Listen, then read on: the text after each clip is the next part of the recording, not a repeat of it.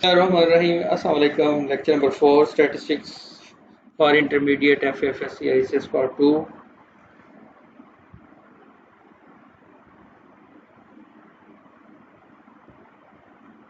Normal probability distribution function ये है 1 by sigma square root 2 pi raised to minus 1 by 2 x minus mu by sigma. अगर हम standard normal variable की बात करें तो z equals to x minus mu by sigma होता है। और ये जो स्टैंडर्ड नॉर्मल रैंडम वेरिएबल से जो स्टैंडर्ड नॉर्मल डिस्ट्रीब्यूशन बनती है उसका ये फॉर्मूला है हमारे पास 1 बाई सिग्मा, क्योंकि 1 होता है z फॉर्म में, और ये जो है x minus mu by sigma ये z के इक्वल है, लिहाजा 1 by 2 square root 1 by 2 pi square root और e raise to minus 1 by 2 z square, ये बन गया f ऑफ z।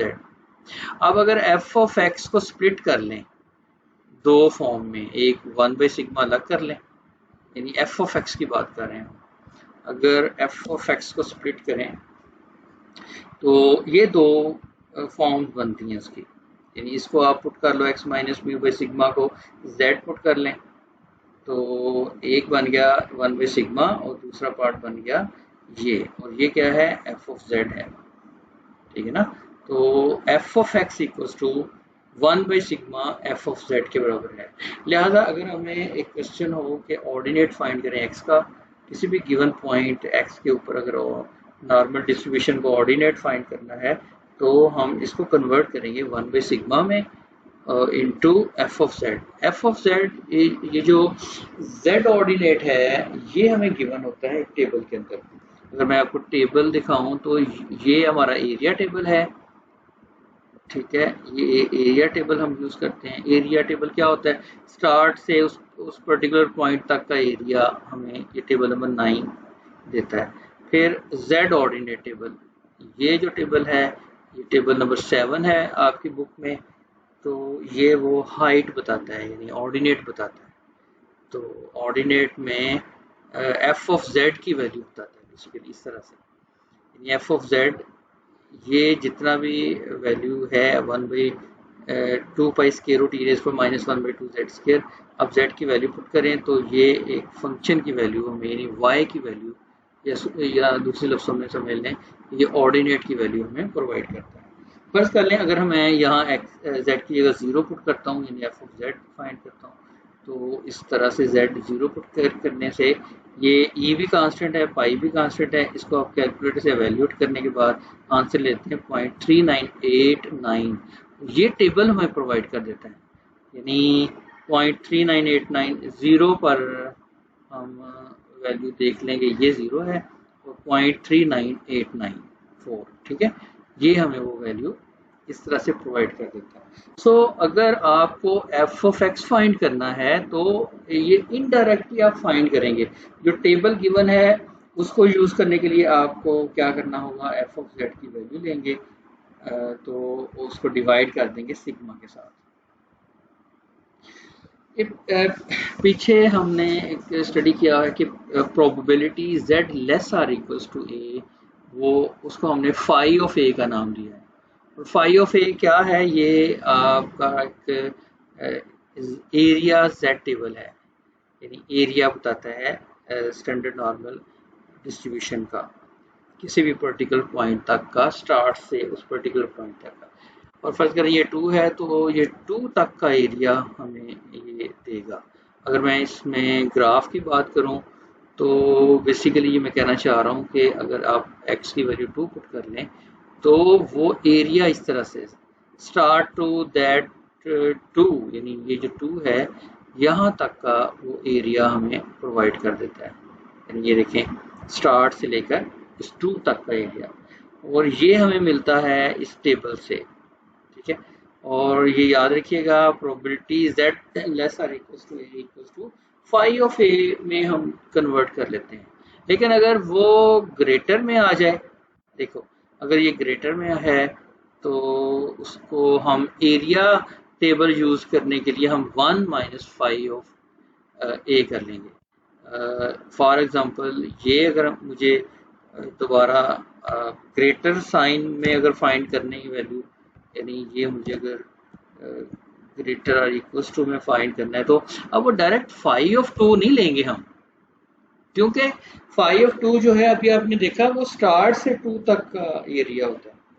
तो लेकिन ये जो एरिया है ये हमें लेना है बियॉन्ड, यानी उससे ऑनवर्ड एरिया लेना है, यानी बेसिकली ये एरिया रिक्वायर्ड है। ठीक है, जब आप ग्रेटर बोलते हैं ना तो फिर ये एरिया रिक्वायर्ड है। तो इसके लिए फिर क्या करना होगा, 1 में से, यानी टोटल देखो 1 होता है और 2 तक का एरिया वो टेबल बताता है, जिसे हमने फाई ऑफ 2 कहा हुआ है। तो 1 में से आप फाई ऑफ 2 माइनस कर लें तो ये एरिया आ जाता है, यानी राइट टेल्ड एरिया हमें मिल जाता है। लिहाजा ये हमें फॉर्मूला यूज करना पड़ेगा 1 माइनस, यानी ऐसे 1 माइनस और ये बना 1 माइनस। तो ये टेबल से आपने देखा, इसको आपने सॉल्व कर लेना है। तो ये वैल्यू मिल गई आपको 0, 2, 2 और 7, 5। इस तरह आपने माइनस कर लेना है। 1 में से जब आप ये माइनस करते हो तो इस तरह से वैल्यू मिल जाएगी। लिहाजा एक ये हमने देखा कि अगर z लेस में आए तो डायरेक्ट 5 यूज कर लेंगे, और अगर वो ग्रेटर में आता है तो फिर आपने डायरेक्ट नहीं 5 यूज करना, बल्कि 1 माइनस 5 ऑफ दिस 1 करना है। ठीक है, और एक और तरीका है कि अगर आप यहाँ मैं अगर दिखाऊं ना आपको, जितना ये और करें, ये एरिया कितना आ रहा है, ये जो प्रोबेबिलिटी है या ये एरिया कितना दे रहा है, इतना दे रहा है 0.02275। ठीक है, अच्छा ये उतना ही एरिया होगा जितना -2 से लेस एरिया है। मतलब मैं आपको दिखाता हूँ कि अगर मैं इसको यूं फाइंड करना चाहूँ कि 2 और -2, ये बियॉन्ड बताएगा आपको ना, ये देखिएगा जी, ये यानी 2 से ऑनवर्ड एरिया वो इतना है 0.02275, और -2 से भी उतना, जो लोअर एरिया है ना -2 से पीछे का एरिया वो भी उतना ही है। ये क्योंकि सिमेट्रिक होता है इस वजह से हम देखते हैं कि अगर आपको ये फाइंड करना है एरिया ग्रेटर देन 2, तो आप दूसरे लफ्ज़ों में ये यूं भी फाइंड कर सकते हैं कि फाई ऑफ -2। क्या मतलब, ये मैं कहना चाह रहा हूँ कि जब आपको ग्रेटर देन ए अगर आपको फाइंड करना है, प्रोबेबिलिटी z ग्रेटर और इक्वल टू ए, तो इसके दो तरीके हैं। एक तो ये तरीका है कि 1 माइनस फाई ऑफ ए कर लें, एक ये तरीका है 1 माइनस फाई ऑफ ए कर लें, और दूसरा तरीका ये है इसी का कि माइनस फाई ऑफ माइनस ए कर लेना, माइनस, यानी दूसरा ये मेथड है कि इसको आप माइनस के साथ किया जा सकता है। फॉर एग्जांपल इसी क्वेश्चन को अगर यूं कर लिया जाए, देखिएगा कि मैंने ए की जगह मैंने 1 इंसर्ट कर दिया ना, तो वो -1 अगर हम वैल्यू देखें तो यहाँ से आप टेबल -1 यानी ग्रेटर देन 1 देखनी है, तो एरिया उतना ही होगा जितना -1 तक एरिया 0.15866 इतना बन रहा है। और अगर आप मिनी टैब से यूं देखते हैं तो ये देखिएगा, मुझे चाहिए लेस देन 1, यानी ये लेस देन -1 से लेस, देखो उतना ही एरिया आ गया ना, 0.1587, ये 2 डेसिमल प्लेस तक, 4 डेसिमल प्लेस तक जब राउंड ऑफ करते हैं तो उतना हो जाता है। क्या समझे, ये समझे कि जो ग्रेटर वाला z फॉर्म में एरिया होता है, probability z greater or equal to a, वो दो तरह से निकलता है, एक 1 माइनस फाई ऑफ ए से, या फिर इसी को हम फाइंड कर लेते हैं माइनस साइन लगाने के साथ। यानी प्रोबेबिलिटी z ग्रेटर और equal to phi of minus a, जैसे यहाँ मैंने आपको बताया। दूसरा फिर ये होता है कि जब दो नंबर आपस यानी बिटवीन एरिया लेना हो, फॉर एग्जांपल मैं ये कहता हूँ कि मुझे एरिया चाहिए 1 और चलें लेट्स से 2 के दरमियान एरिया चाहिए ना, तो क्या करूँगा, फाई ऑफ 2 यानी b यहाँ 2 है और फाई ऑफ 1 माइनस कर लूँगा।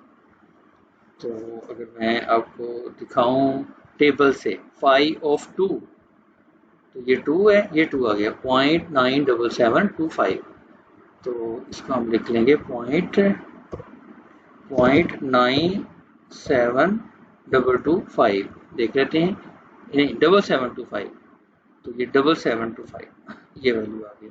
और 1 में 1 की वैल्यू भी टेबल में देखेंगे, ये 1 की वैल्यू है 0.84134, 0.84134, तो इसको क्या करेंगे, इसको हम सॉल्व कर लेंगे, इसको माइनस कर लेंगे। माइनस के लिए आपको कैलकुलेटर रिक्वायर्ड है, तो इस तरह से मैंने ये ले लिया कैलकुलेटर।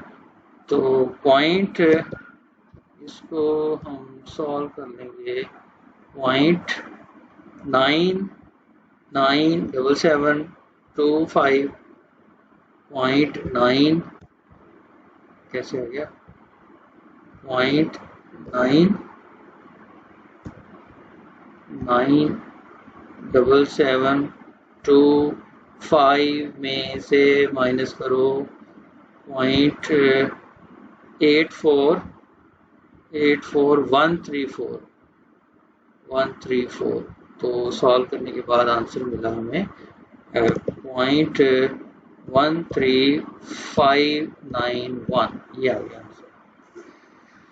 अच्छा, जब दो नंबर्स के दरमियान एरिया फाइंड करना है तो इस तरह से हम फाइंड कर लेते हैं।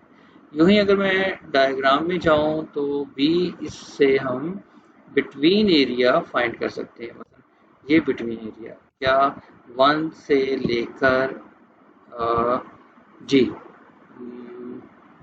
1 से लेकर 2 तक का एरिया, ये कह रहे थे ना 1 से 2 तक का एरिया, तो 1 से 2 तक का एरिया ये आ गया 0.1359, देखिए वही आ गया 0.1359, इतना एरिया मिला हमें। यहाँ भी 0.1359 ही है। तो जो मिनीटैब सॉफ्टवेयर है वो 4 डेसिमल प्लेस तक आपको प्रोबेबिलिटी प्रोवाइड कर रहा है, इट्स ओके। तो यूं हमने देखा दो नंबर्स के दरमियान जो z की रैंडम वेरिएबल की प्रोबेबिलिटी जब फाइंड करते हैं तो वो इस तरह से हम फाइंड कर लेते हैं। ये f ऑफ b यानी phi of b minus phi of a, ये जो फाई ऑफ b है यानी फाई ऑफ 2 है यहाँ, तो उसको हमने टेबल से देखा और फाई ऑफ 1 को भी टेबल से देखा। एक और तरीका होता है कि बियॉन्ड समझ लो, बियॉन्ड का मतलब है कि उससे बिटवीन नहीं बल्कि उससे परे, यानी माइनस ए से पीछे और बी से आगे, उसका अगर एरिया हमें फाइंड करना है। मैं अगर डायग्राम में दिखाना चाहूँ आपको तो 1 और 2 के परे, यानी यूं आएगा ना कि 1, बल्कि ये ज़रा इसमें सेपरेट हमें निकालना पड़ना है। ऐसा नहीं है कि मैं कोई एक फंक्शन यहाँ अप्लाई कर दूँ, नहीं, बल्कि ऐसा होना है कि अच्छा इसका पहले मैं फॉर्मूला बता दूँ। फॉर्मूला ये होगा कि जो बिटवीन एरिया है ना वो एरिया 1 में से माइनस कर लेंगे तो बियॉन्ड हो जाएगा। अब आपको सिर्फ समझाने के लिए अगर मैं वैल्यू ऐसी ले लूँ जो मैं ग्राफ भी बना सकूँ, तो मसलन मैं कहता हूँ कि -1 से लेकर, चलें 2 कर लेते, -2 से लेकर 2 तक का एरिया, बल्कि बियॉन्ड एरिया, यानी -2 से लेस और +2 से ऑनवर्ड। अब b आपके पास 2 है और a आपके पास इस वक्त -2 है, ओके। तो टेबल में कैसे देखेंगे, टेबल में अभी देख लेते हैं। टेबल को अगर यूज करें तो f ऑफ 2 जो है ये जो फाई ऑफ 2 है वो ये था ना, ये फाई ऑफ 2 है, तो हम यहाँ फाई ऑफ 2 की वैल्यू अप्लाई कर देते हैं। ये आ गया हमारे पास फाई ऑफ 2। फाई ऑफ -2 भी हम टेबल से देख लेते हैं, -2 फाई ऑफ -2, तो जनाब ये आ गया फाई ऑफ -2 0.0, यानी ये 0.02275, 0.02275, ये हमारे पास वैल्यू मिली। अब मैं क्या करता हूँ कि 0.97725 में से माइनस कर लेता हूँ, माइनस करता हूँ 0.02275 को, तो ये आ गई, ये टोटल वैल्यू हमें मिली। इसको अगर मैं सॉल्व करूँ, यानी ये सारी वैल्यू बनी है 9545, ठीक है। चले 05 की लिख के साथ। अब मैं 1 में से ये माइनस कर देता हूँ। जब मैं 1 में से माइनस करता हूँ तो ये माइनस साइन नहीं आएगा डेफिनेटली, यहाँ मैं बस सॉल्व करने के लिए मैंने यहाँ लगा दिया। चलें माइनस, हाँ ये वैल्यू क्या बन गई, इसको जब मैंने 1 में से माइनस किया तो ये आंसर आ गया जी 0.045 ऐसे आ गया। तो ये बियॉन्ड मिला है। अगर मैं इसमें स्केच करके दिखाऊं आपको, बियॉन्ड ए 2 और -2 के बियॉन्ड एरिया लिया गया है, वो ये आ गया, यानी 0.02275, 0.02275, और इन दोनों को ऐड करेंगे 0.02275 प्लस 0.022, यहाँ हुआ हमने, अगर मैं जमा करूँ ना 0.02275, इसका डबल कर लें, जमा करना दूर, तो वो 0.455 आ गया ना, 0.4, ये देखो राउंड ऑफ करोगे तो 0.455 आएगा। लिहाजा यहाँ हम ये सीखा हमने कि अगर बियॉन्ड दो वैल्यूज के लेना है तो ये वाला फार्मूला यूज करना है। अब जब हम एक्सरसाइज बढ़ रहे हैं, हम एक्सरसाइज जो है हमारे पास 10.2 उसकी तरफ बढ़ रहे हैं, तो वहाँ हमें एक्स की फॉर्म में डाटा दिया जाना है। चलें अभी और समझ लें कि जब आपने प्रीवियस लेक्चर में ये भी सीखा है कि एब्सोल्यूट वैल्यू में अगर लेस देन आ जाए तो वो 2 टाइम्स फाई ऑफ ए -1 के इक्वल है, और अगर ग्रेटर हो तो 2 टाइम्स फाई ऑफ -a के बराबर है। और ये भी याद रखें, ये दो चीज़ें याद होगी। फिर हमने ये भी देखना कि phi of -a equals to होता है 1 माइनस फाई ऑफ ए, ये पीछे भी डिस्कस हुआ है।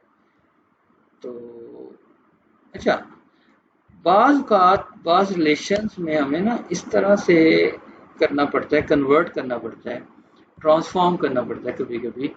अब ये याद रखिए प्रोबेबिलिटी के अंदर ये उसूल है, क्योंकि probability z less or equals to a अगर हो ना, तो आप इसको ग्रेटर साइन में जब बदलेंगे, ये साइन जब बदलेंगे लेस आर इक्वल्स टू वाला ग्रेटर में जब बदलेंगे तो 1 माइनस करके आएंगे आप, 1 minus probability z greater than a।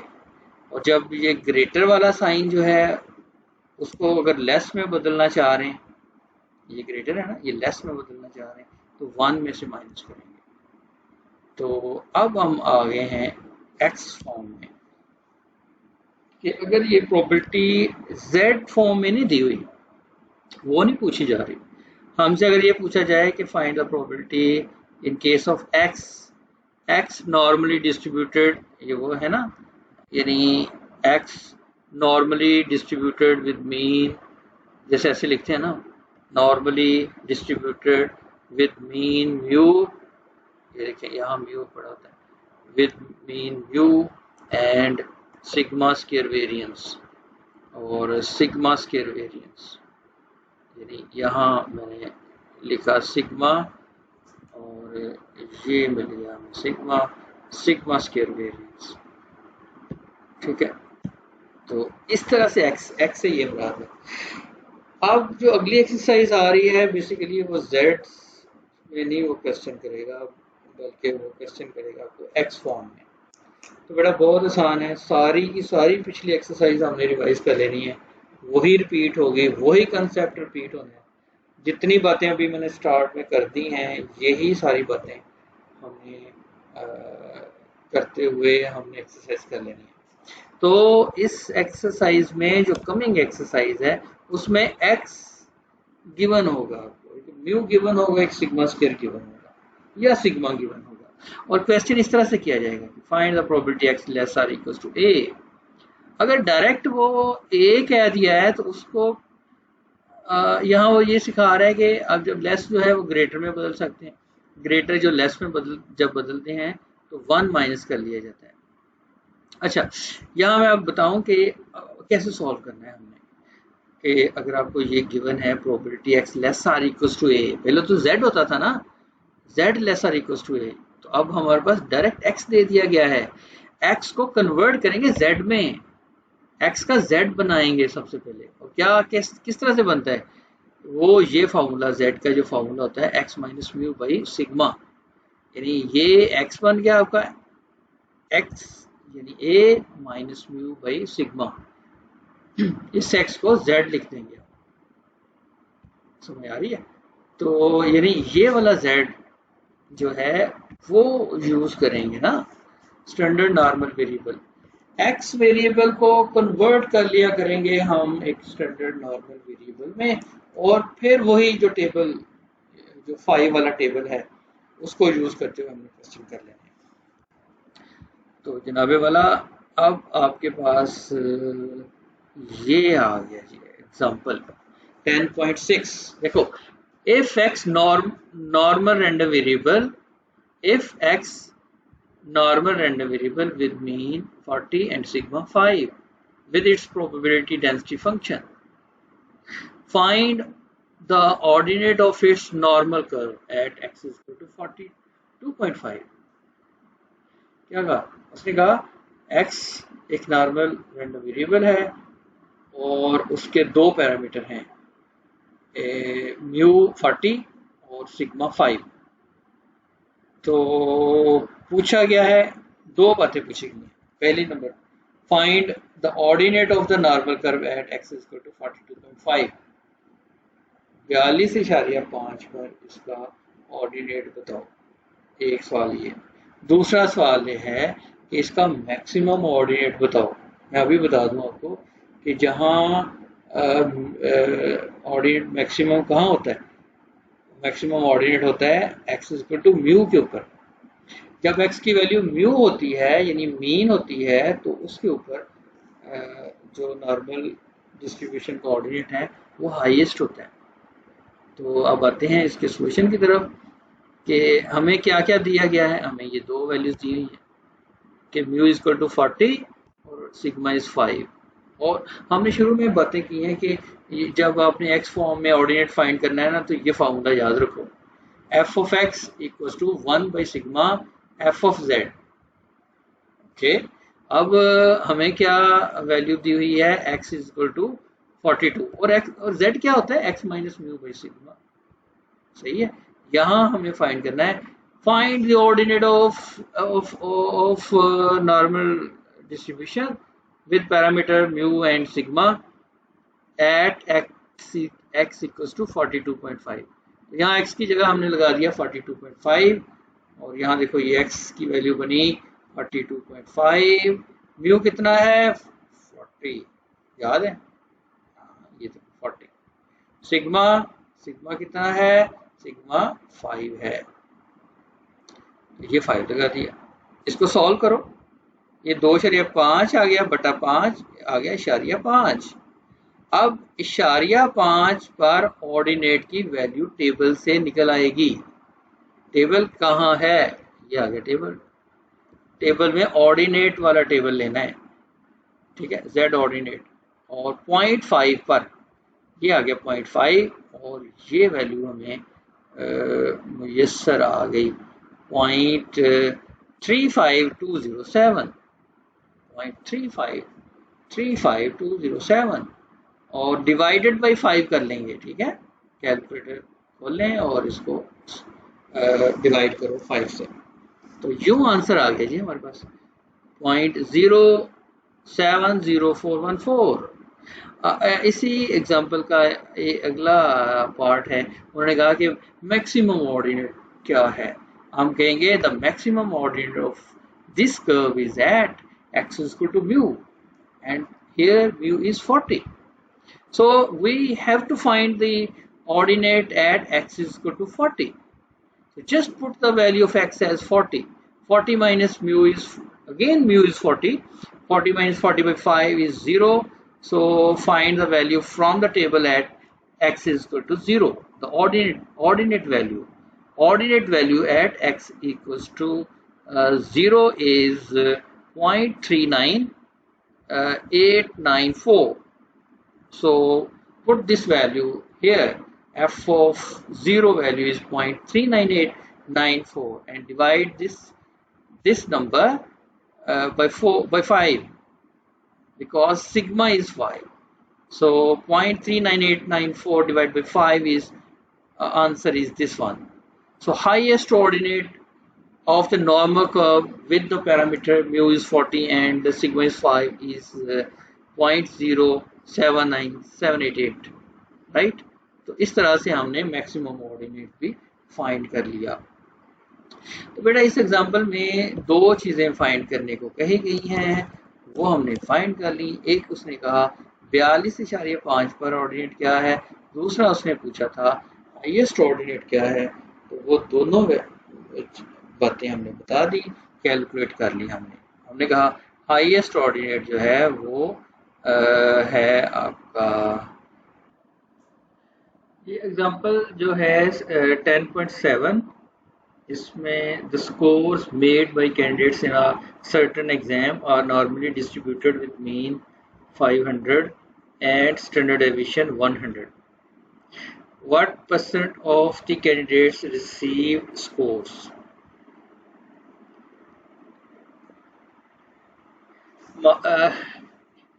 Scores किसी भी एक कोई एग्ज़ाम है उसमें उन्होंने बताया है कि उसकी डिस्ट्रीब्यूशन नॉर्मल है और उसका मीन 500 है और स्टैंडर्ड डेविएशन 100 है।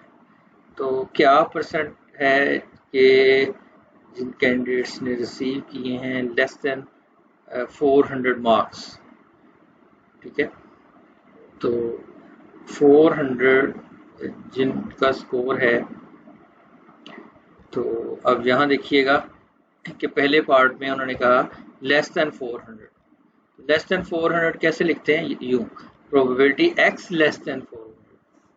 अच्छा यहाँ ये है कि आपने z नहीं लिखना, x है distributed normally with mean 500 and 100 standard deviation. तो लेस देन 400 कितने परसेंट है आपको प्रोबेबिलिटी फाइंड करना है। जो आंसर आएगा उसको हम कन्वर्ट कर लेंगे परसेंटेज के अंदर।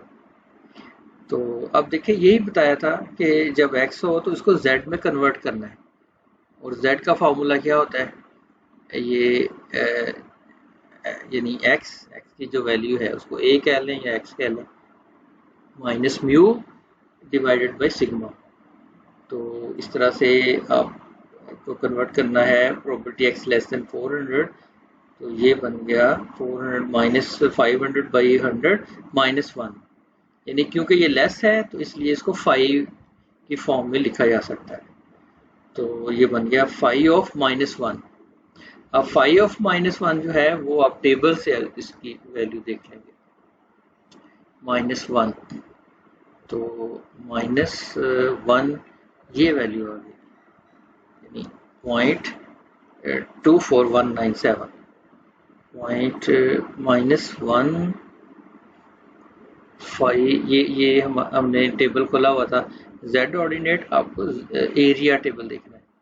सो माइनस 1 ये वैल्यू बनती है 0.15866, 0.15866। ओके, तो लेस देन 400 इस तरह से वैल्यू फाइंड हो जाती है। तो अब नेक्स्ट क्वेश्चन है ग्रेटर देन यानी मोर देन 700। अब मोर देन 700 को भी उसी तरह से लिखेंगे, probability x greater or equal to 700। तो 700 अब फिर आपने इस x को z में कन्वर्ट कर लेना है। तो z में क्या होता है a माइनस म्यू बाई 100 यानी सिग्मा, तो वो वैल्यू बन गई 2। अच्छा, जब ये ग्रेटर हो ना तो बेटा इस तरह से होता है कि ग्रेटर को चेंज कर लेना है लेस में, क्योंकि जब आप लेस में लिखते हैं ना probability z less or equal to, वो 5 होता है, वो टेबल वैल्यू होती है। So probability x greater or equal to, ये पहले मैंने z में बदल लिया, अब आप इस ग्रेटर को लेस में बदलना है, तो 1 minus probability z less or equal to. तो जब आपने इसको सॉल्व कर लेना है तो वो 2, तो ये 5 बन गया। 5 याद रखें z less or equal to के लिए होता है, या अकेला लेस देन या फिर लेस आर इक्वल टू। तो 1 माइनस 5 ऑफ 2, अब 2 पर आपने वैल्यू फाइंड कर लेनी है टेबल देखते हुए, ये है 0.97725। तो 1 में से माइनस करें तो इतने आ जाते हैं। तो ये 2.275% ये कैंडिडेट्स बन जाते हैं जिनके मार्क्स हैं 700 से अबव, यानी 2.275 ऐसे परसेंट भी लिख सकते हैं आप। फिर थर्ड पार्ट है बिटवीन 400 एंड 600। तो बिटवीन के लिए भी बिल्कुल उसी तरह से probability x less a less or equal to x less or equal to b।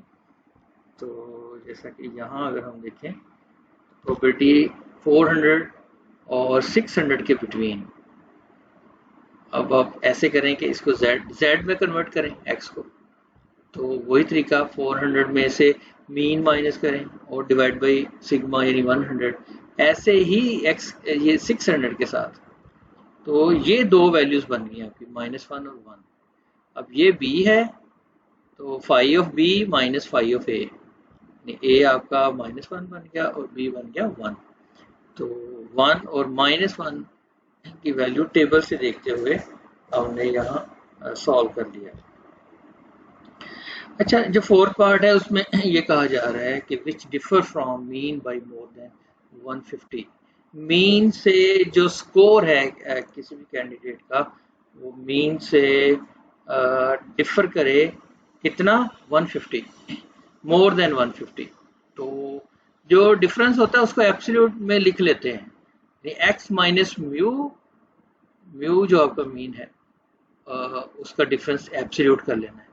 Absolute इसलिए किया है कि म्यू से वैल्यू लेस भी हो सकती है, इतनी लेस के वो उसका जो डिफरेंस है वो 150 से ज़्यादा हो, या फिर एक्स की इतनी वैल्यू ज़्यादा हो म्यू से कि उसका डिफरेंस 150 से ज़्यादा हो।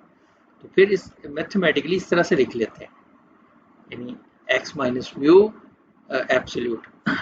अब इसको z बनाने के लिए सिंपल हमें सिग्मा से डिवाइड करना होगा, तो आप इसको सिग्मा से डिवाइड कर लें तो ये z बन गया। अगर सिग्मा से यहाँ डिवाइड किया तो ये भी आप डिवाइड करेंगे। सिग्मा एक पॉजिटिव नंबर होता है तो इसलिए इनइक्वालिटी में फ़र्क नहीं पड़ता। और ये z आ गया, एब्सोल्यूट z ग्रेटर देन एक वैल्यू है ये 1.5 आ जाती है सॉल्व करने के बाद 1.5। और फॉर्मूला में आपने देखा हुआ है कि जो greater than probability z greater than में होती है एब्सोल्यूट, तो वो 2 टाइम्स 5 ऑफ माइनस a के बराबर होती है। अगर फॉर्मूला वर्कशीट पे देखें ना तो इधर शुरू में हमने यहाँ लिखा हुआ है, यहाँ देखें ये बार बार हम इसको देख रहे हैं कि जब एब्सोल्यूट लेस में होता है तो 2 टाइम्स 5 ऑफ a -1 है, और जब एब्सोल्यूट वैल्यू z की ग्रेटर देन a है तो 2 टाइम्स ऑफ 5 ऑफ -a। तो इस वजह से ये a है समझ लें 1.5, और इसको माइनस के साथ यहाँ ऑपरेट कर लेंगे। 5 ऑफ -1.5 टेबल से देख लेंगे -1.5, तो इस तरह से 1.5 ये वैल्यू आई 0.06681 और 2 से मल्टीप्लाई करें। सो इस तरह से हमें आंसर मिल गया। आपको इस परसेंटेज में बदलना है तो यूं आपने इसको परसेंट में लिख लेना है।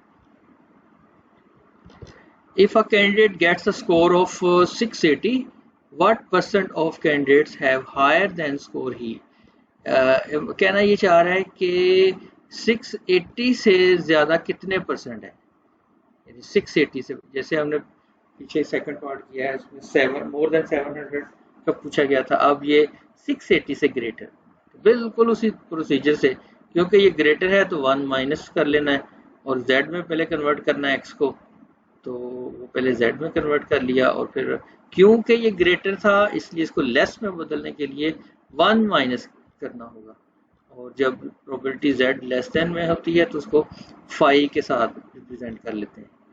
तो फाई ऑफ ये after simplification the value phi of 1.8 and 1.5 of 1.8, तो यहाँ हम टेबल से देख लेंगे 1.8 की वैल्यू 1. ये आ गई 0.96407, 1 से माइनस किया तो इतना आ गया। अब इसको परसेंट में लिख दिया गया है।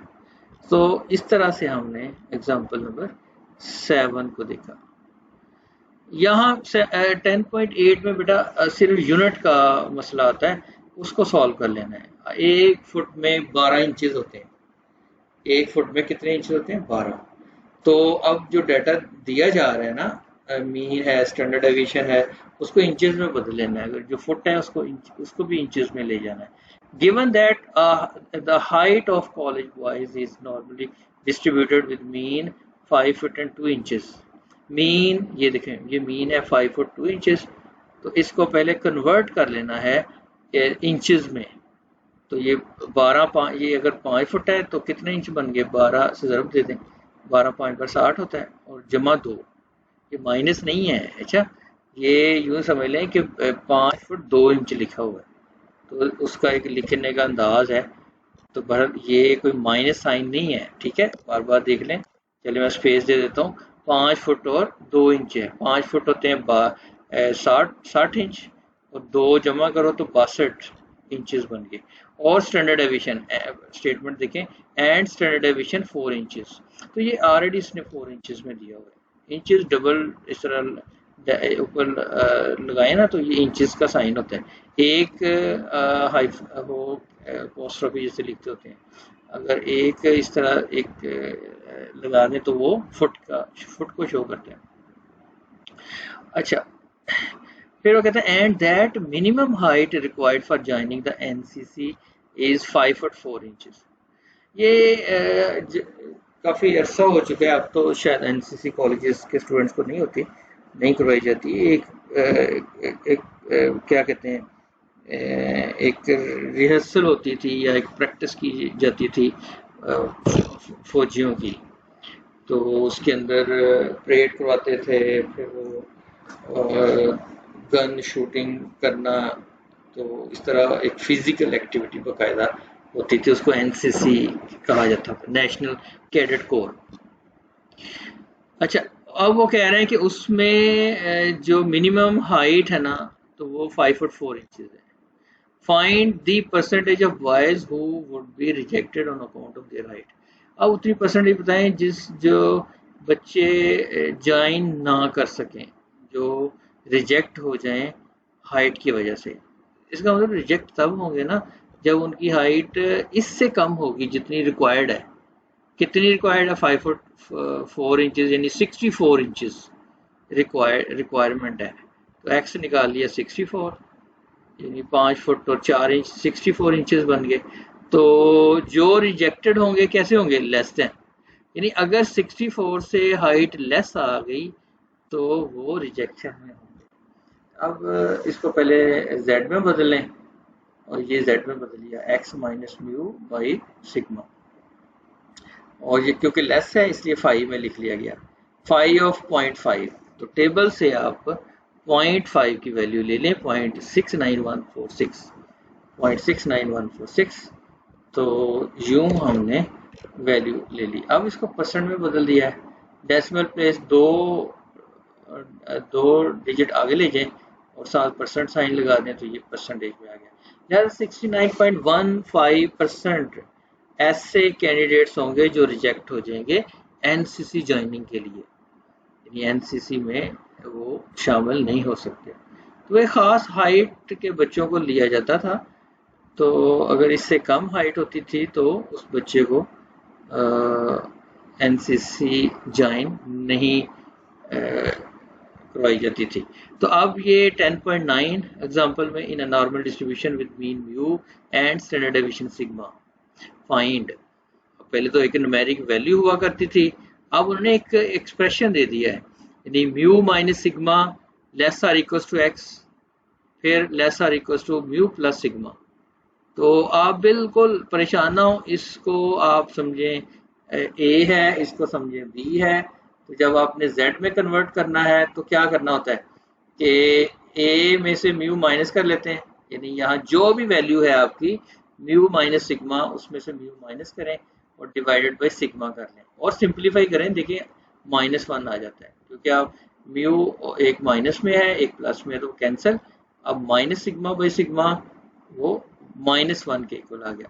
बिल्कुल इसी तरह से जो ये बी है यहाँ, तो उसको भी आप सिंप्लीफाई करें, mu plus sigma plus sigma cancel, तो सिग्मा बाई सिग्मा 1। तो जहां हमें ये लग रहा था कि पता नहीं किस तरह का एक्सप्रेशन है, तो इस z में जब बदला तो वो -1 और 1 बन गया। अब फॉर्मूला क्या होता है, यानी probability of a less or equals to z less or equals to b, वो होता है phi of b minus phi of a। तो b आपका 1 है यहाँ, ठीक है, बड़ी वैल्यू पहले लिखनी है, फाई ऑफ b और माइनस फाई ऑफ a। तो a1 पर टेबल देख लें और -1 पर टेबल देख लें और इनका डिफरेंस ले लें, तो इतने परसेंट बन गया जी, 68 कितना आ गया 68.268% 7% लिखना होगा, इतने परसेंट बन गया। ये था हमारा एग्जांपल नंबर 9। अब आ गए हम एग्जांपल नंबर 10 के ऊपर। If the diameter of ball bearing are normally distributed with mean inches, ये इतने इंचेस में ना 0.6140 inches and standard deviation 0.0025 inches, determine the percentage of ball bearing with diameter। देखें एक लेस देन पूछा है, एक ग्रेटर देन पूछा है और एक बिटवीन पूछा जा रहा है और एक इक्वल पूछा जा रहा है, ठीक है। तो इसमें एक छोटा सा एक पॉइंट है, उसको अपने समझ लेना है कि क्योंकि ये मेजरमेंट का क्वेश्चन बन रहा है, तो इसमें कॉन्टिन्यूटी करेक्शन फैक्टर यहाँ अप्लाई होना है। यानी क्या मतलब, कंसिडरिंग मेजरमेंट एरर, जब भी आप कोई मेजरमेंट वाला कोई डाटा लेते हैं ना, तो उसमें एक मेजरमेंट एरर होता है, तो वही apply continuity correction to the measurement we have.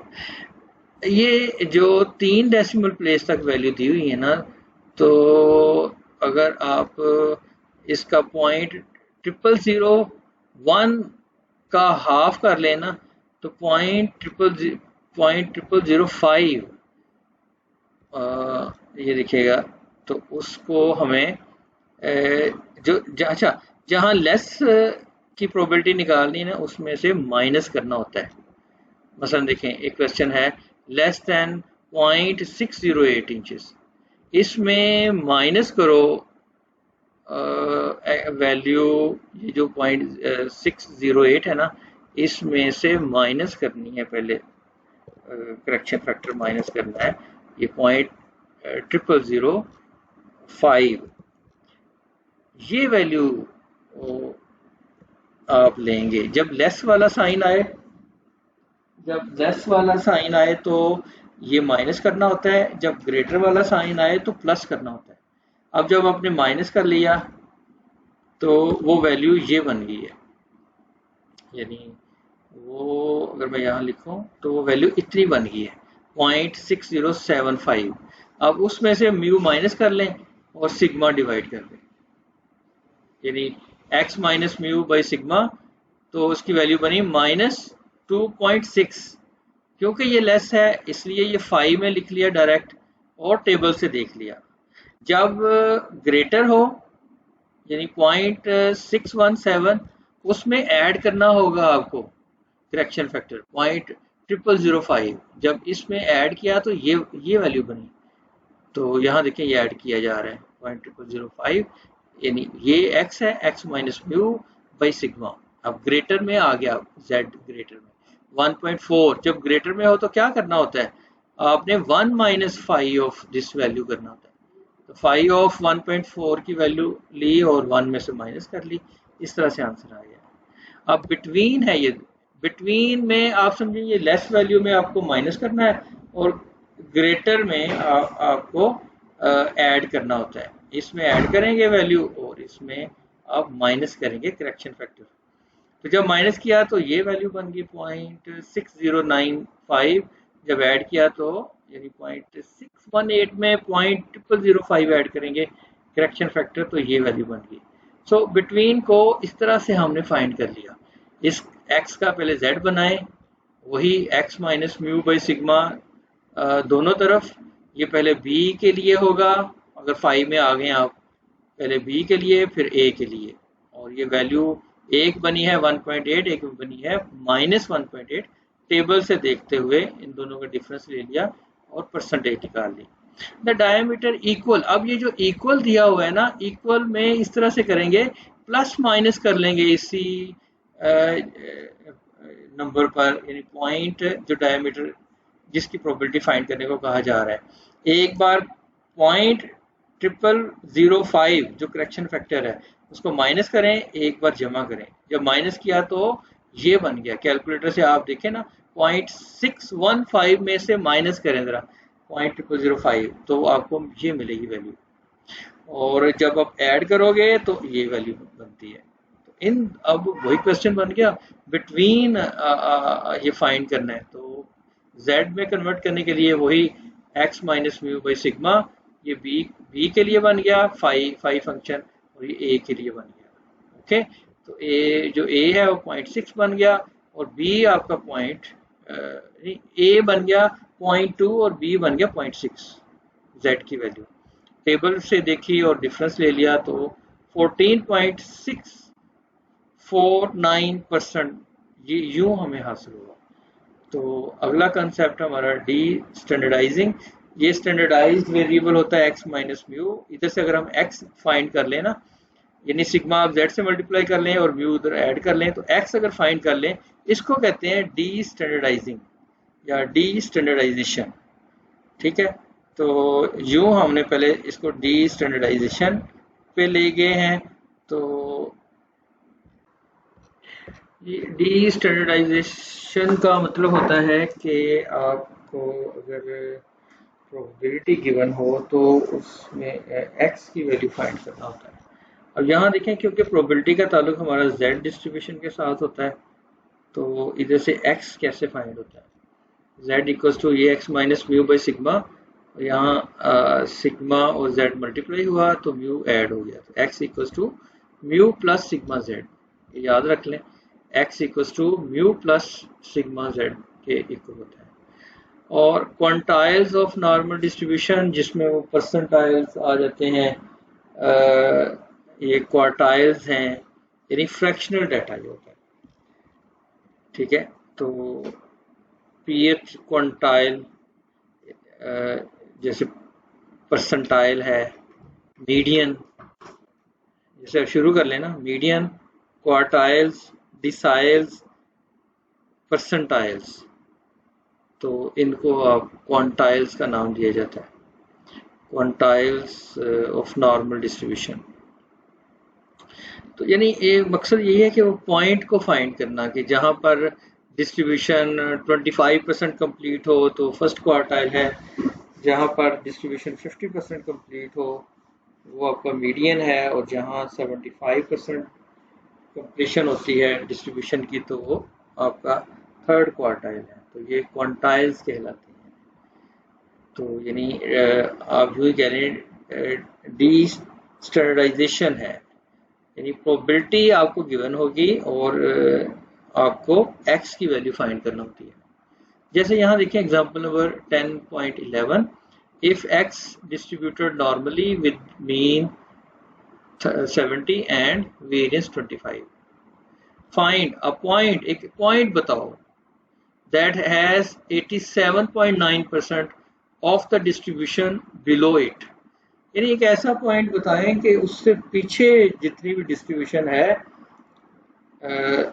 वो 87.9% है। देखें इसको सॉल्व इस तरह करें कि फर्ज कर लें ए पॉइंट है, तो उसको हम इस तरह से लिखेंगे probability x less than a equals to ये जो गिवन है 87.9%, 87.9%।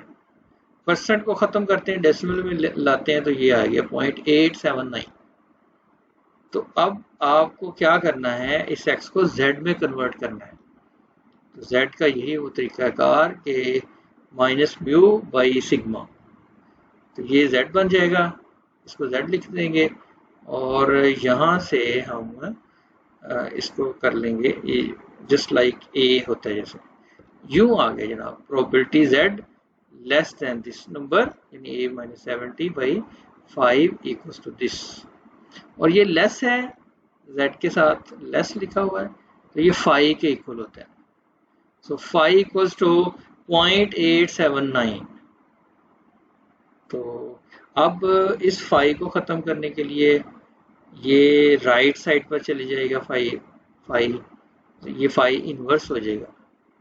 ये बिल्कुल उसी तरह से ट्रिग्नोमेट्रिक में साइन थीटा, तो थीटा फाइंड करते हैं तो साइन इनवर्स करना होता है। अब आपको ये वैल्यू फाइंड करना है a minus 70 by 5 equals to 5 inverse of this one. अब 5 इनवर्स का एक टेबल है, यानी इनवर्स टेबल कहते हैं, वो मैं अभी दिखाता हूँ आपको। इनवर्स टेबल ये है, इनवर्स z टेबल 0.879 कितना है 0.879, तो ये 3 डेसिमल प्लेस तक होता है। 0.87 आप कॉलम में देखेंगे 0.87, ये 0.87, 0.879 ये लास्ट होता है, ये आ गया 1.17, मैं ऊपर दिखाऊं ना, ये डेसिमल वो थर्ड डेसिमल प्लेस होता है। इनवर्स वहां एक टेबल है जिसमें आपको 3 डेसिमल प्लेस तक वैल्यू दी हुई है, क्योंकि ये प्रोबेबिलिटी होती है ना, तो प्रोबेबिलिटी यहाँ 3 डेसिमल प्लेस तक है। यानी यूं समझ लें कि ये a अगर फाइंड करना है तो a inverse of this one, ठीक है, तो ये आपका इनवर्स z टेबल कहलाता है। यहाँ 1.17 वैल्यू मिली है 0.879 के ऊपर, पॉइंट यहाँ देखें 0.879, 1.17, तो ये आ गई 1.17। सो आगे आपको मैथमेटिकल एक्सप्रेशन को सॉल्व करना है और a मिल जाना है। कैसे, पहले 5 से मल्टीप्लाई कर दें राइट साइड पर और 70 ऐड कर लें, तो 75.85, ये वो x की वैल्यू है जहाँ से पीछे जो प्रोबेबिलिटी है वो 87.9% है। इसको दोबारा समझ लें कि आपको ये पूछा गया है कि कौन सा पॉइंट है या क्या वैल्यू है x की कि जहाँ से बिलो जो डिस्ट्रीब्यूशन है वो 87.9% है। तो हमने इसको इस तरह से लिखा mathematical expression, probability x less than a equals to this, इसको पहले z में कन्वर्ट करना होता है। म्यू और सिग्मा आपको गिवन है, ये देखें ये म्यू और सिग्मा यहाँ से फाइंड कर लिया ना, सिग्मा स्क्वायर 25 तो सिग्मा 5 हो गया। याद रखें सिग्मा जो पॉजिटिव हमेशा होता है, नेगेटिव नहीं लेना। जब आप स्क्वायर रूट लेते हो ये नहीं समझना कि प्लस माइनस 5 लिखना है, हमेशा सिग्मा जो है वो पॉजिटिव नंबर होता है। तो इसीलिए जब आप सिग्मा से डिवाइड करते हैं तो ये चेंज नहीं होता, ठीक है ना, कि अगर वो माइनस में फर्ज करो हो तो ये लेस देन ग्रेटर देन में बदल जाता है, तो ये हमेशा ही पॉजिटिव होता है सिग्मा। तो इस वजह से ये इनइक्वालिटी चेंज नहीं होती।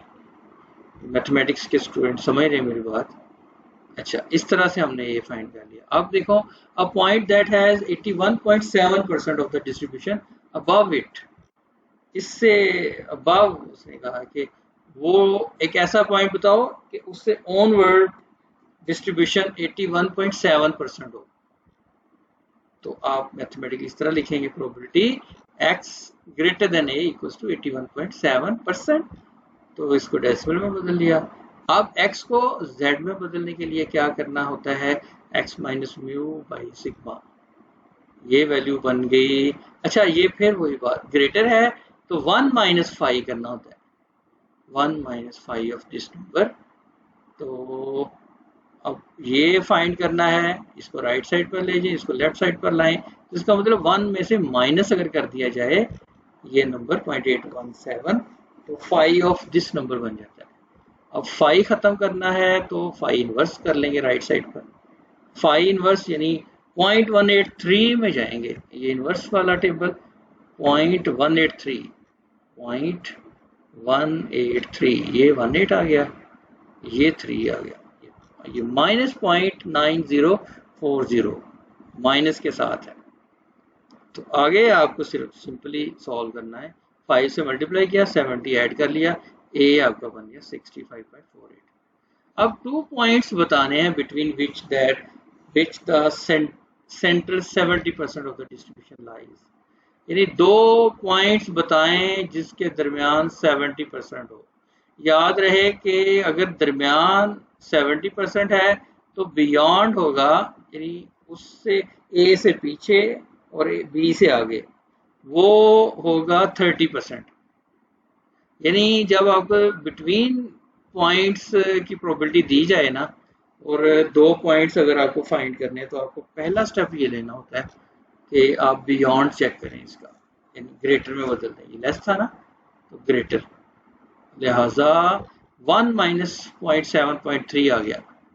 अब इसका मतलब पता क्या है, x सिर्फ इतना गौर करो, यानी x लेस है, x छोटा है, a बड़ा है, ऐसे लिखा है, यहाँ देखो x छोटा है a से, और यहाँ देखो इतना पढ़ो, अगर x बड़ा है b से, x बड़ा है b से, क्योंकि ये सेंटर में है 70%, सेंट्रल लिखा है इसने, वर्ड सेंट्रल लिखा है ना, तो क्योंकि सेंटर है तो इस वजह से जो ए से पीछे और बी से आगे वाली, जो आगे वाला एरिया होगा ना, वो इक्वल होगा।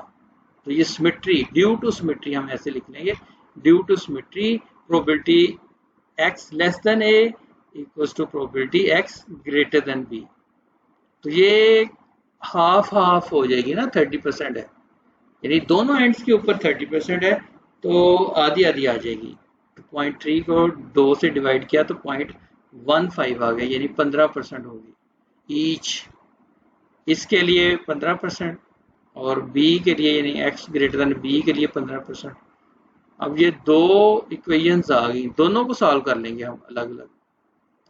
फिर देखो 70% कहा उन्होंने कि बिल्कुल सेंटर में 2 पॉइंट्स के दरमियान एरिया है या प्रोबेबिलिटी है 70%। तो हमने इस तरह से चेक कर लेना कि इनके बियॉन्ड 30% हो गया, और क्योंकि ए से पीछे और बी से आगे जो एरिया है वो इक्वल है सिमेट्री की वजह से, क्योंकि नॉर्मल डिस्ट्रीब्यूशन सिमेट्रिक होती है। तो यहाँ हाफ किया तो 0.15, इसको लिखा 0.15, इसको भी लिखा 0.15, और इनको सॉल्व कर लेना है। कैसे, इसको z बना लें, a minus mu by sigma करके, म्यू भी है सिग्मा भी है, ठीक है। तो ये अब 5 बन गया, क्योंकि लेस में था ना, प्रोबेबिलिटी z लेस देन, जब लेस देन हो तो 5 होता है डायरेक्ट, 5 ऑफ दिस नंबर, इधर से आपने a फाइंड कर लेना है। कैसे, 5 इनवर्स ऑफ 0.150 में देखें तो ये वैल्यू मिलेगी आपको, मैं दिखाऊँ आपको, 0.15, ये देखो 0.15 और 0 में लिखा तो ये आ गया पॉइंट माइनस 1.0364, 5 से ज़रूर दिया और 70 ऐड कर लिया तो ये आंसर आ गया ए का। अब बिल्कुल बी का भी ऐसे ही, एक ग्रेटर है तो वही 1 - 5 वाला फॉर्मूला चलेगा। ये 1 - 5 यानी जो 15% है वो दरअसल 85% है 1 में से माइनस करने के बाद। और फिर वही 5 - 0.85 को 0 में देखो तो ये मिलता है। आप 5 से मल्टीप्लाई करें 70 ऐड करें तो बी इतना आ गया। लिहाजा 2 पॉइंट्स हमें रिक्वायर्ड थे, एक ये आ गया ए की शक्ल में, एक बी आ गया। तो यूं हमने इसको सॉल्व कर लिया। अब नेक्स्ट एग्जांपल में उसने कहा ये आपके पास म्यू है, ये सिग्मा स्क्वायर है, यहाँ से सिग्मा 4 यानी effects distributed normally with mean 24 and variance 16, then find the 33rd percentile। ठीक है, 33rd percentile कैसे? इसको आप P33 लिख लें, 33rd percentile। P एक ऐसा पॉइंट है कि शुरू से लेकर इस पॉइंट तक 33% डिस्ट्रीब्यूशन कंप्लीट होती है। जब भी ये वर्ड्स आ जाए ना, परसेंटाइल, क्वार्टाइल्स, ये लेस में ही आता है। शुरू से लेकर उस पॉइंट तक ये जितना नंबर होता है परसेंटाइल के अंदर, उतनी परसेंटेज एरिया कवर करता है। तो परसेंटेज को ऐसे लिखा। अब आपने z में बदला, तो माइनस म्यू बाई सिग्मा किया। अब ये 5 बन गया क्योंकि ये लेस में था, 5 इनवर्स कर लिया। 0.33 पर टेबल देखें, इनवर्स वाला टेबल, तो 0.33 पर आपको वैल्यू मिल गई ये। इसको 4 से मल्टीप्लाई करके 24 आपने ऐड कर लिया तो ये आ गया जनाब 22.2404, 33rd परसेंटाइल। अब कुछ क्वेश्चंस ऐसे आएंगे जिसमें म्यू फाइंड करना होता है और सिग्मा फाइंड करना होता है, बिल्कुल इसी तरह से कि आपको ये एक एक्सप्रेशन दिया होगा, कभी लेस देन में दिया होगा, कभी ग्रेटर में दिया होगा, और कभी आपको बिटवीन दिया होगा। जैसे इस एग्जांपल में लेस में दिया हुआ है, उन्होंने कहा म्यू इतना है, सिग्मा स्क्वायर नहीं पता, और वो खुद उन्होंने सिग्मा स्क्वायर ही लिख दिया। फिर वो कहते हैं देन फाइंड सिग्मा, यानी सिग्मा बताओ, स्टैंडर्ड डेविएशन फाइंड करो। तो आपने इस एक्सप्रेशन को लेके चलना है। ले लिया, यहाँ z बनाए, x minus mu by sigma करके, ये z बन गया। z की वैल्यू इस तरह से आ गई सिग्मा फॉर्म में, यानी क्योंकि हमें सिग्मा फाइंड करना है, सिग्मा की वैल्यू नहीं है तो ये सिग्मा रहेगा साथ। अब ये क्योंकि लेस में है, इसको 5 के इक्वल कर लेंगे। 5 ऑफ दिस, 5 राइट साइड पर जाएगा तो इनवर्स बनेगा। इसकी वैल्यू टेबल से देखें, 0.98 को 3 में देखें, 0.98 को ये 98 3 में देखा तो 2.1201 यूं आ गई जनाब। तो सिग्मा फाइंड करने के लिए मैथमेटिक्स के आप लोग हो, स्टूडेंट्स आप मैथ समझते हो, मुझे अगर सिग्मा चाहिए, सिग्मा मैं राइट साइड पर ले जाऊं, इसको मैं नीचे ले आऊँगा, क्रॉस मल्टीप्लिकेशन जैसे होती है। इसका मतलब इसको डिवाइड करना होगा, जब डिवाइड करते हैं तो तकरीबन 5 आ गया ना, 4.9998 अप्रोक्सीमेटली इक्वल्स टू 5। तो यहाँ हम ये कह सकते हैं कि सिग्मा उन्होंने कहा था फाइंड करें, तो यूँ हमने सिग्मा फाइंड कर लिया। इस एक्सप्रेशन को लेके चले और यहाँ से हमें सिग्मा मिल गया। अब इस क्वेश्चन के अंदर उन्होंने दोनों चीज़ें पूछ ली हैं, मीन और स्टैंडर्ड डेविएशन बताएं, और उन्होंने कहा कि ये जो नॉर्मल डिस्ट्रीब्यूशन है 33% है under the value this and 12.3% are over 60, यानी 48 से जो कम है वैल्यू उसकी प्रोबेबिलिटी 0.33 है, 33% है, और जो 60 से ओवर है यानी greater than 60, probability x greater then 60, उसकी उन्होंने परसेंटेज दी है 12.3। तो ये इसको 12.3 को इशारिये में लिखेंगे तो इशारिया 123 आ गया। अब दो एक्सप्रेशंस हैं, ना म्यू हमें पता है ना सिग्मा का पता है, इसको ऐसा चलाएंगे हम, यानी x को आप बदलें z में, z में बदलने के बाद आपने क्या किया, यानी आपने x minus mu by sigma कर लिया। सिग्मा और म्यू दोनों की कोई भी वैल्यू हमारे पास नहीं है क्योंकि हमें दोनों फाइंड करने हैं, तो आप इसी तरह लेकर चलते जाएंगे। ये अब क्योंकि लेस है तो इसको 5 में बदल दिया, 5 उस साइड पर ले गए। ठीक है, जब आप 5 उस साइड पर ले गए तो 5 इनवर्स 0.33 को 0 में देखेंगे। जब ये 2 डेसिमल प्लेस हो ना, कि तीसरा ये खुद ही लगा लेते होती 0, 0.33 को 0 में देखेंगे तो वो वैल्यू आपको यहाँ से मिल गई 0.33, ये 0 में जब देखा -0.4399। ओके, साथ अच्छा, अब ये सिग्मा इधर डिवाइड हो रहा है तो इस तरफ मल्टीप्लाई हो जाएगा। तो ये एक एक्सप्रेशन आ गया आपके सामने, इसको नंबर 1 कर लें और राइट साइड भी लेकर चलें, z में कन्वर्ट कर लिया क्योंकि ये ग्रेटर है इसलिए 1 - 5 में बदल लिया। 1 माइनस करना होता है बेसिकली इसमें से, तो 5 ऑफ दिस आ गया। 5 इनवर्स कर लिया जाएगा राइट साइड पर ले जाकर, तो जब इनवर्स किया उसकी वैल्यू ली 0.87 में देखा 1.1601 आ रहा है, और ये दो आपकी एक्सप्रेशन बन गई। एक इसको कह दें इक्वेशन नंबर 1, इसको कह दें इक्वेशन नंबर 2। अब अगर मैं 2 में से 1 माइनस कर दूं, अब देखो जब इक्वेशंस को माइनस करना होता है ना, जैसे दूसरी इक्वेशन में से पहली इक्वेशन को माइनस कर दो तो इसका मतलब ये होता है लेफ्ट हैंड साइड से माइनस करनी है और राइट हैंड साइड से माइनस करनी है। यानी जो न्यूमेरिक वैल्यू और न्यूमेरिक से माइनस कर लेंगे, जो एक्सप्रेशन से माइनस कर लेंगे। लिहाजा देखो मैंने ऐसे लिख लिया, ये 2 ये है सारा लिखा 2 जो लेफ्ट साइड है, और माइनस इसका लेफ्ट साइड माइनस ब्रैकेट लगा के कर लिया, इसका जो न्यूमेरिक 60 माइनस 48। क्लियर हो गया। अब आप ब्रैकेट ओपन कर लें, जब ब्रैकेट ओपन करते हो म्यू कैंसिल हो जाता है और ये माइनस पीछे क्योंकि माइनस आ रही है वो मल्टीप्लाई होकर जमा होगी, ये दोनों नंबर जमा हो जाएंगे 1.1601 और 4399 जमा किए ना तो 1.6 आ जाता है। इक्वल्स टू इधर 60 - 48 वो बनता है 12। सिग्मा फाइंड करना है तो 12/1.6 यानी डिवाइड कर दें, जो मल्टीप्लाई हो रहे हैं ना सिग्मा के साथ उसको डिवाइड कर दिया तो ये 7.5 बन गया सिग्मा। अब सिग्मा अगर किसी भी इक्वेशन में पुट कर दो ना म्यू आ जाएगा, मतलब पहले में पुट कर दो, यहाँ ये सिग्मा की वैल्यू यहाँ पुट कर दें तो यही लिखा हुआ है उन्होंने कि अगर आप सिग्मा 7.5 पुट इन 1, ये लिखा है ना, तो सिग्मा 7.5 यहाँ लगाएं, इससे पहले मल्टीप्लाई करें और फिर आप राइट साइड पर ले जाएं जमा कर दें तो जनाबे वाला ये बन गया 51.28825। और अगर इसको राउंड ऑफ कर लिया जाए एक डेसिमल प्लेस तक तो ये 3 आ जाएगा, 51.3 अप्रोक्सीमेटली। सो दोनों वैल्यूज मिल गई इस केस में। इस एग्जांपल में 2 वैल्यूज मांगी थी कि म्यू की भी बताओ और सिग्मा की भी बताओ।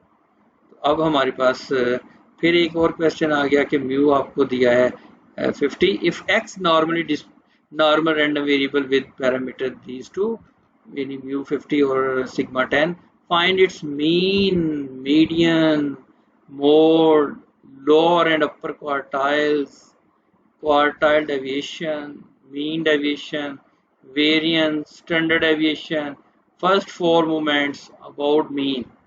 आगे कहते हैं moment ratios, moment coefficient of skewness, इतना सारा पूछ लिया और बहुत सारी वैल्यूज हमें एक कॉमन सेंस से पता चल जानी है। मसलन उन्होंने कहा मीन मीडियन मोड ये बराबर होते हैं, नॉर्मल डिस्ट्रीब्यूशन में ये बराबर होते हैं जनाब।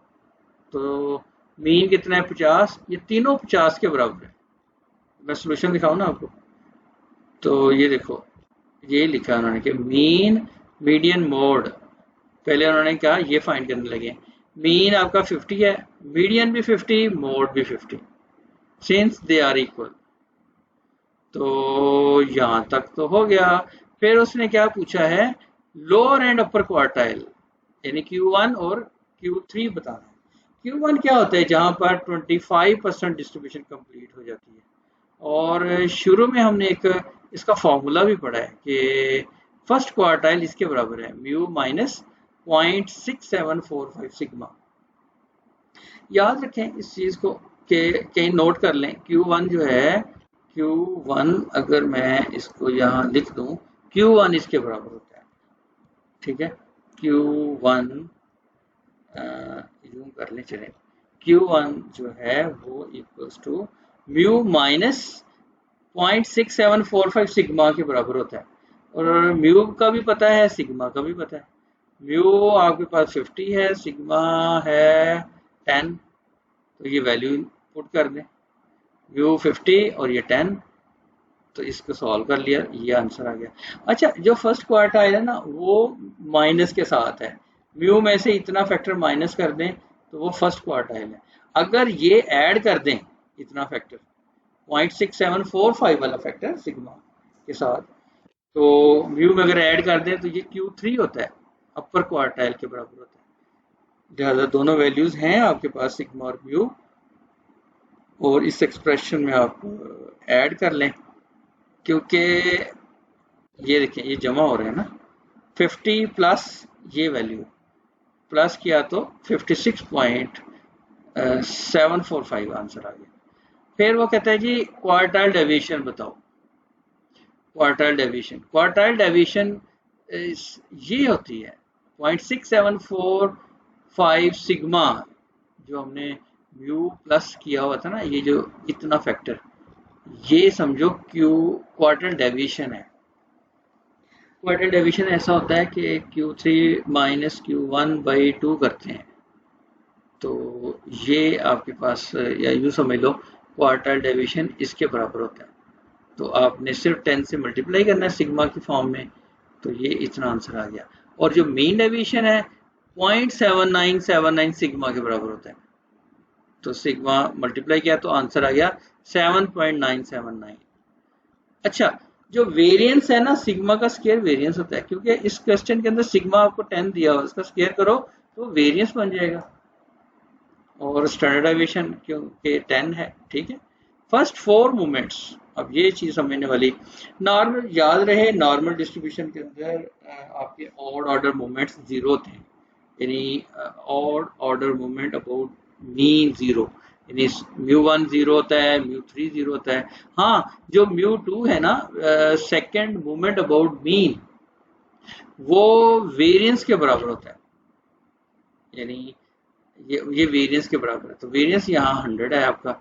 और जो फोर्थ मूवमेंट अबाउट मीन है वो 3 सिग्मा 4 के बराबर होता है, ठीक है। ये एक्सप्रेशन याद रखेंगे। ऑड ऑर्डर मूवमेंट प्रॉपर्टीज में पढ़ा था आपने, वो 0 होते हैं, और जो सेकंड मूवमेंट है वो वेरिएंस के बराबर होता है। पहले लेक्चर में ये सारी चीजें एक्सप्लेन हुई हैं।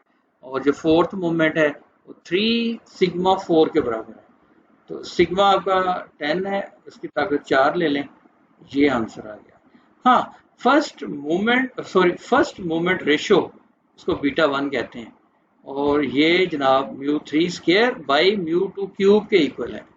ये एक्सप्रेशन याद कर लो, beta 1 equals to μ3 square over μ2 cube, और बीटा 2 जो सेकंड मोमेंट रेशो है वो μ4 बाई μ2 स्क्वायर है।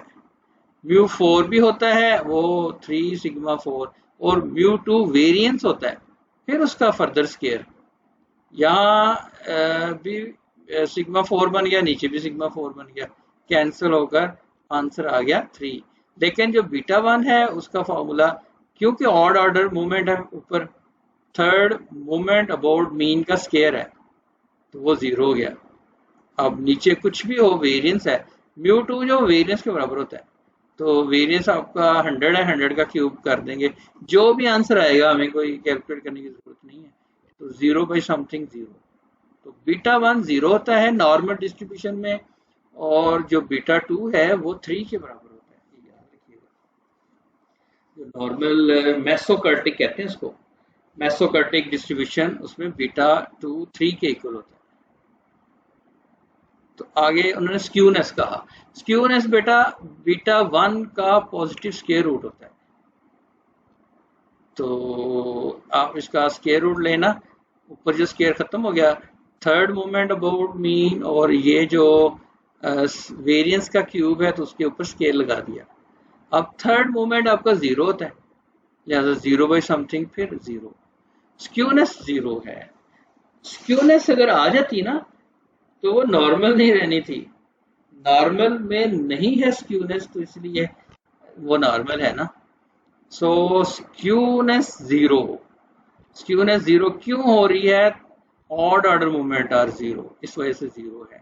अगर स्क्यूनेस किसी डिस्ट्रीब्यूशन की जीरो हो तो वो सिमेट्रिक होती, वो यूं कह लें नॉर्मल होती है, नॉर्मल डिस्ट्रीब्यूशन होती है, तो स्क्यूड नहीं है, वो नॉर्मल है। अब आगे 10.18, इसमें in normal distribution lower and upper quartiles are 28 and 55 respectively, दोनों क्वार्टाइल्स दिए हुए हैं, फर्स्ट क्वार्टाइल और थर्ड क्वार्टाइल। मीन फाइंड करें, find mean and standard deviation of the distribution. Mean आप समझते हो इक्वी डिस्टेंट होते हैं आपका Q1 और Q3 नॉर्मल डिस्ट्रीब्यूशन के अंदर, लिहाजा आपका फर्स्ट क्वार्टाइल और थर्ड क्वार्टाइल का अगर आप जमा करके 2 पे तकसीम कर लेना वो मीन के बराबर होता है। याद रखिएगा, first quartile plus third quartile divide by 2 this equals to mean. हाँ, जो वेरिएंस होता है ना उसका वो डिफरेंस लेना होता है। थर्ड क्वार्टाइल, ये इसको आप इस तरह से भी लिख लेते हैं x.75, यानी जहाँ डिस्ट्रीब्यूशन 75% कंप्लीट होती है, जहाँ डिस्ट्रीब्यूशन 25% कंप्लीट होती है उसको x.25 भी लिख लेते हैं फर्स्ट क्वार्टाइल को, और इनका डिफरेंस लेना है डिवाइडेड बाय 1.349। ये आपने फैक्टर याद रखना है, 1.349 से डिवाइड कर दें तो ये सिग्मा के बराबर होता है। तो यहाँ तक हमने देखी एग्जांपल्स, तो इससे नेक्स्ट हम इंशाल्लाह अगले लेक्चर में एक्सरसाइज शुरू कर लेंगे। और एक्सरसाइज में भी आप देखेंगे कि ये जितनी भी हमने एक्सरसाइज 1 के बाद की एग्जांपल्स देखी है ना, तकरीबन वही कुछ है, वो सारी की सारी एक्सरसाइज के अंदर मौजूद होंगी।